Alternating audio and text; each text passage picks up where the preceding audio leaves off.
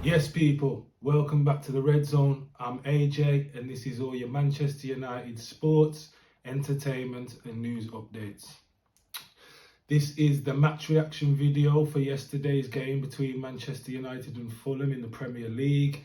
It finished Manchester United 2, Fulham 1. We're going to give you a quick match reaction, and we're also going to discuss a couple of performances. And then we're going to get into the big news from yesterday, which is the Cristiano Ronaldo interview on Piers Morgan. We're going to talk about it, talk about the pros, the cons, the truths, the lies.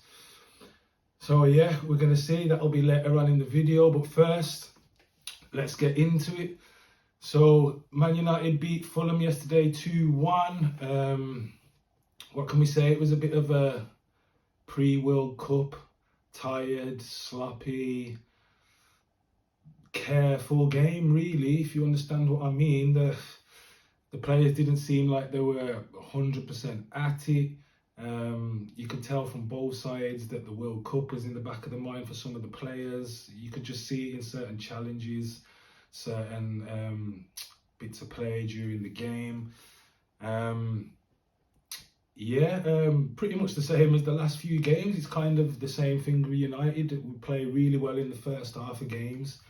We're starting to dominate play a lot more. We're starting to try and carve chances out, break teams down. We seem to be working a lot better against the low block, which we did again yesterday in the first half. But we're coming across the same bullshit problems as we have been, and obviously it's not going to change until January at the earliest, or the summer, and that's putting the chances away in the final third, the last phase of the play. That's what we're missing. We've got the players like Eriksen and Bruno, even Casemiro, who can thread the pass through the eye of a needle, but we just haven't got the forward line, especially the depth forward line that we need. You know what I'm saying? If we've got Martial in, we need someone else who's just as good, if not better, to come on. The same with the wingers again, do you know what I mean? Yesterday, no Sancho. We had Elanga starting over there. Then obviously Garnacho came on. Rashford should be over there on the right. Anthony, still missing from his knock. Probably just precautionary for the World Cup, to be honest. But, you know, so it's a bit to do with the depth. We seem to be playing a lot better, controlling games a lot better, or major parts of games, but it's actual putting the ball in the back of the net, and that's what we're struggling with. And when we went in half time, realistically we should have been 3, possibly 4 up from the chances we created. If that was City, Haaland's putting the chances away, do you know what I mean? Or the final third passage getting to him at least. Same with Liverpool, the other big teams, and this is what we've got to improve on. The second half really was the same as what we've seen the last few weeks. You know what I mean? We seem to drop off in the second half, and we seem to have to soak up pressure and kind of see games out. Fulham definitely had the better of it in the second half. I do like that midfielder, the Portuguese, Palhinha. He played really well yesterday, breaking up play, getting involved, doing his thing. But after Eriksen scored, big up Eriksen as well, got his first Man United goal. My man usually scores some bangers, but this one was pretty simple. But after that, they equalised, and it just looked like it was going to be the same old shit again. Do you know what I mean? Fucking drop points, it's going to be a draw. We should have won. We created the chances to win, we didn't take them. And then what happens? Garnacho pops up on the left wing in the 3rd minute of injury time. Whistle's just about to blow, gets put through and finishes it. The kid is obviously playing football like he's playing football for fun, because that's what you do when you're young. And he's just coming in and he's having impact after impact each game, whether he's starting, whether he's coming on. He's just so direct, dribbling straight at the defence, trying to cut in. He can go wide, as we saw an assist, as he did in the last game. He got 2 assists.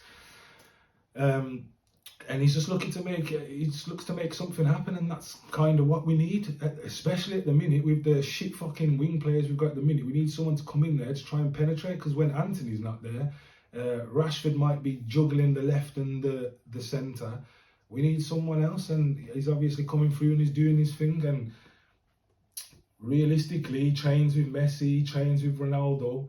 He's going to have a big future. He's going to have to be more involved, especially after the World Cup. Do you know what I mean? Hopefully in those World Cup break friendlies, we'll get to see him probably play 90 minutes and do well in there again, and can keep in Ten Hag's thoughts. Do you know what I mean?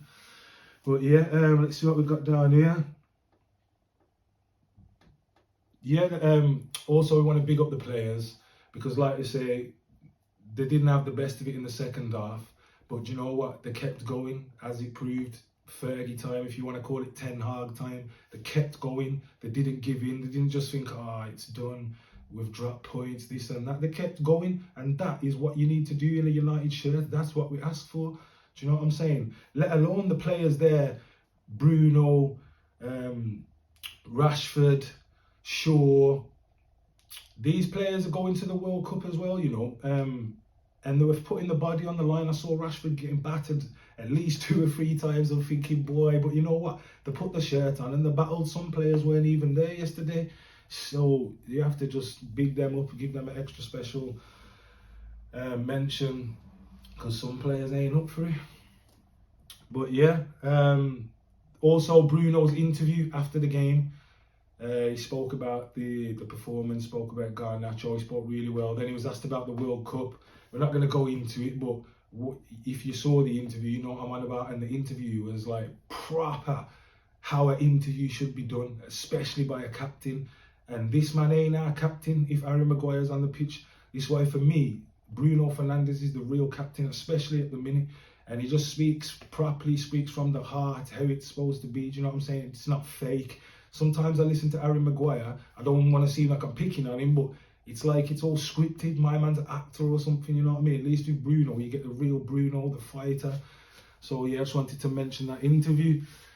Let us know what you thought of the performance, the results, what it means. 'Cause obviously we needed that win to keep pace with the top 4. And yeah, that's about that for the game. No more Premier League now until after the World Cup. So the next thing we're going to discuss now, and let's get into it, is the Cristiano Ronaldo interview on Piers Morgan. And I have to say, I'm a bit conflicted on it, you know. Kind of like a lot of you lot will be.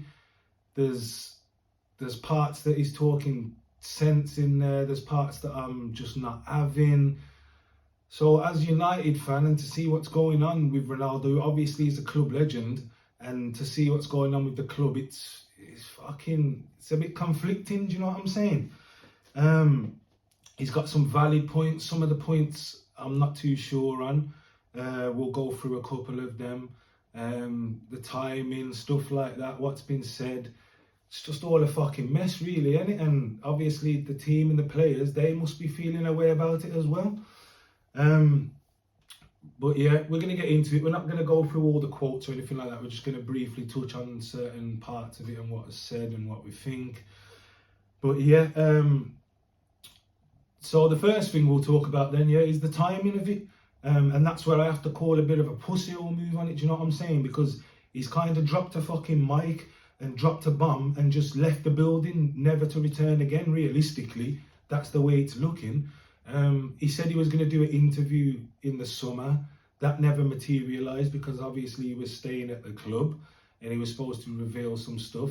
Now he's revealed it. He's still under contract at United, so I don't know what's going on there about NDAs and all that. Because if the NDAs ain't a problem, why didn't you come out and talk the things then when you know you were staying? You've obviously done it now because you know you're fucking off to the World Cup and you ain't got to come back and deal with the shit. It's obviously... we're going to hate to say, but it's obviously Ronaldo's career at United now is fucking done. That shit's in the bin. Do you get what I mean? There's no coming back from that.